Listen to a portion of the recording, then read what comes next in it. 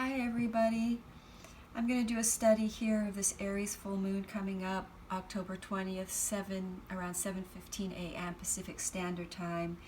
And I'm really looking forward to doing a study on this read. I've got all kinds of squares right now with my Mercury, so excuse me if I stumble around. I've done so many takes and I can tell this is just the way it's going to be. So I'll try to keep it, I'd have to slow down. And that's possibly what we're going to have to do with this full moon in Aries. We're probably going to have to take it much slower right now. You're going to do better if you do slow because these energies are so strong that we have more reaction time. So we want to give ourselves, more reaction time. So what's going on this full moon? Well, it's in the sign of Aries. So, and full moons, as we know, is a culminations, revelations, and we have a Mercury opposing Chiron at the same time, which is going to be triggering, so information triggering, and then we have Mars squaring Pluto, we have the Sun square Pluto, and the Moon square Pluto. So I'm definitely interested to see what the cards have to say about these energies, and they seem like kind of possibly, aggressive and power struggling and triggering, and it might not be easy, but the Aries energy is going to initiate, is the initiation energy. So it's going to trigger new beginnings. And Aries is the new cycle. And then we've got the Sun in Libra. So we're obviously having to find some kind of a balance between ourselves and others. And by the way, wherever that falls in your chart, the Aries-Libra dynamic or the axis falls in your chart is where you're going to have this light up for you in your life. That's why I recommend knowing your chart. I love knowing mine. All right, so go ahead, spirits. We invite you in this read. Thank you. Just shuffling, and let's take a look at what these energies are going to bring us.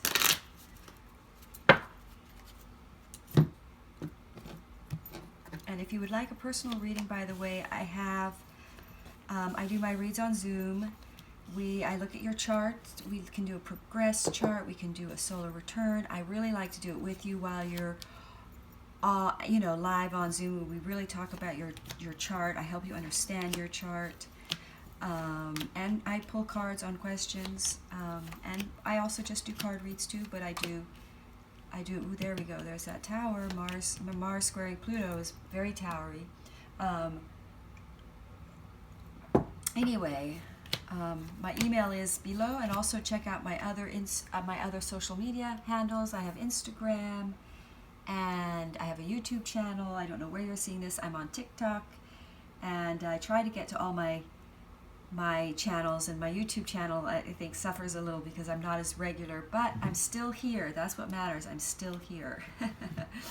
All right, so this does look pretty pivotal time. I mean, Aries is going to be a new initiation, so there's that Ace of Wands. There isn't probably the one card in the deck that most signifies the Aries energy would be the Ace of Wands. The new igniting fire energy, the new ignition of the new beginning, spontaneously. And the other thing about the Aries energy, and I've seen it because I know some Aries, they bounce out of nowhere. They just like appear out of nowhere. They're just like, they just come flying out of their chairs when they get an idea. It's just like, wow.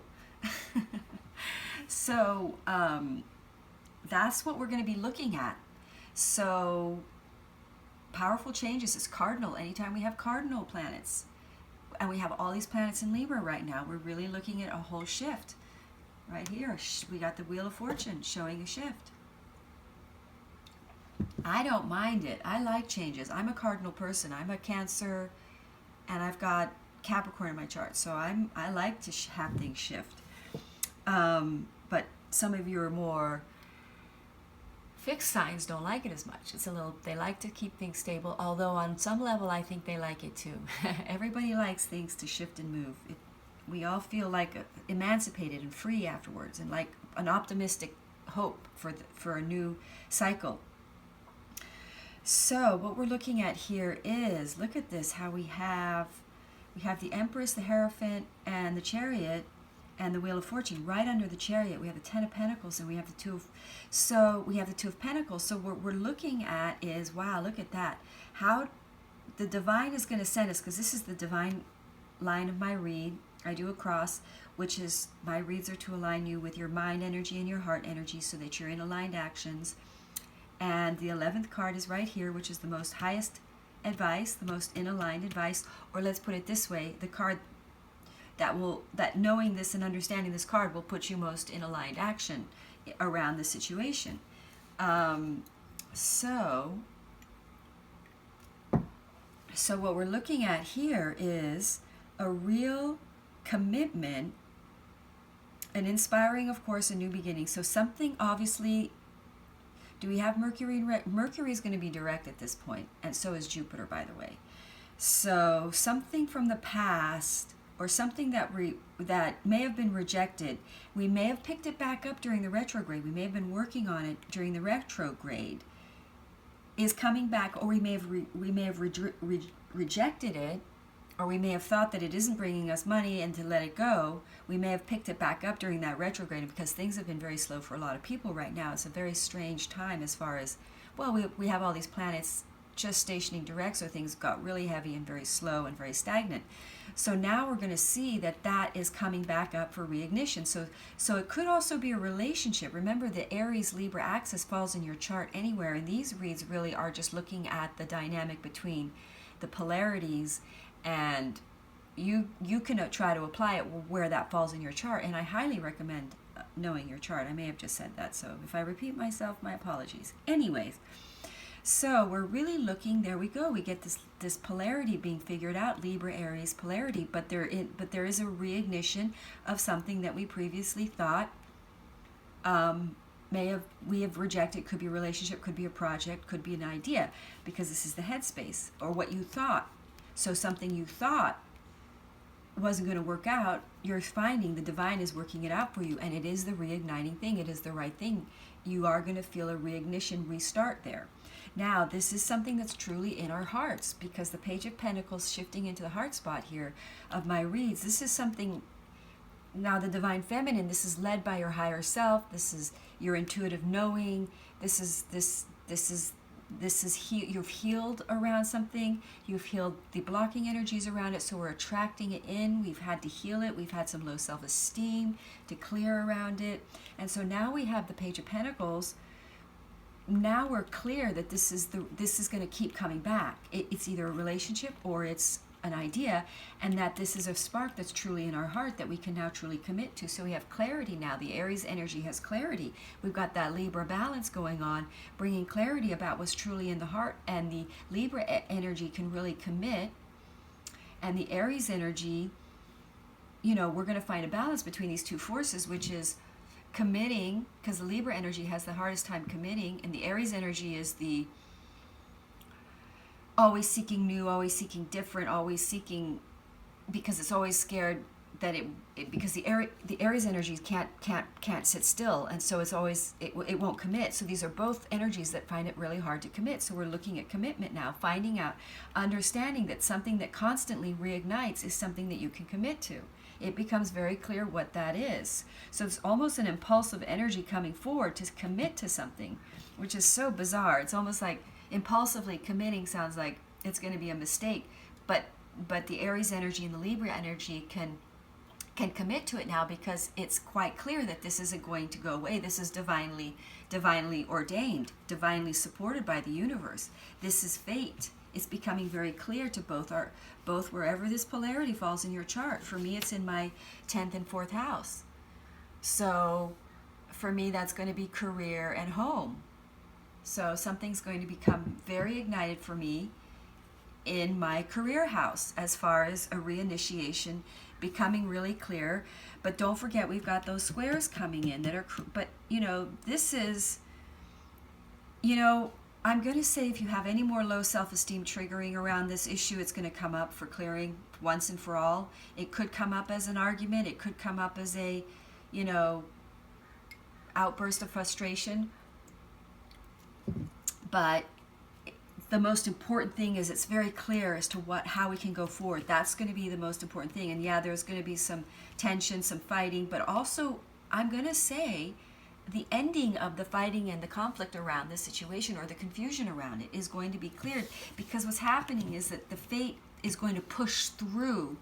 The truth is that this is fate, and this is going to push through all the other issues, which is the lack of an ability to commit through, and also by not committing to something which is your true fate, your true mission, creates emotional out of alignment, and that confusion around the situation is going to become cleared, towering to the lack of being able to see. In other words, the inability to make a choice around the situation is going to go away, and we're going to commit to it, because actually the universe is going to push it forward in our lives. It's going to come forward, and we're going to really let go of our own blocks, because the blocks are going to kind of be powered through with this Tower card. I think our blocks are going to be sort of, blown away by the energies of this Pluto square Mars, which is, maybe things come out, we communicate, some truths come out, some deep things come out that really blow our perceptions of, and opens up the blocks, has us let go of something that in our headspace we rejected it. So there's going to be a major clearing of blocks. And then we get towering to these, this is the stuckness, towering whatever fear-based perceptions that were blocking this and creating pain and fear. There we go. Now we get the Pluto card.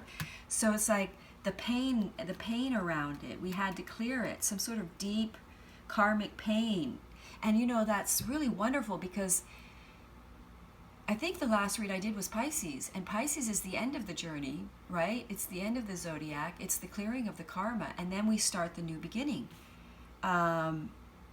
We've cleared the karma, and so now we can kind of go forward around this issue. So in other words, there's something major that we're materializing that we had blockages around, because we had problems with this Libra Aries polarity in our own chart of being able to commit to something or believe in it.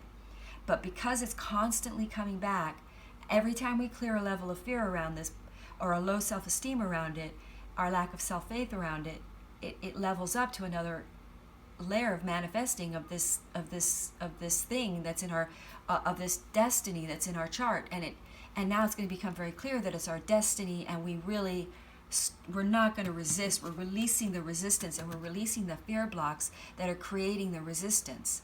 So it's up to you how hard this is. You just the more you let go of your fears in this, because Aries is fearless, remember. So it's possibly we're going to be fearless about expressing our truths to other people, and we're going to, because Pluto's a power struggle, we're going to express our side of the power struggle. And hopefully, because of the Libra, we find a balanced, peaceful resolution, which then enables us to go forward, because the most balanced Libra, the most nature loves balance. The most balanced energies create the most fertile, new, abundant beginnings, which is the Aries energy. And it's also around inspiration. There's going to be ignition and inspiration, reignition and inspiration around this project or relationship or work or career, wherever this axis falls. Home life, career life, travel, communication, ideas or philosophies. That would be your third and your ninth. Going to school, or your belief systems, shifting to something that is truly in your fire, that is truly reignites you, that reignites because it is divinely intended for you. It is what the universe wants to support you taking forward. All right, that was really fun. That helped me a lot, because I've got a lot of squares on that day in my chart, so I'm a little bit like, oh my gosh. And my Jupiter is in Aries, and I've got 3 planets in Capricorn, and my ascendant Cancer, North Node Cancer. So anyway, thank you so much for watching. Hope that helps. Namaste.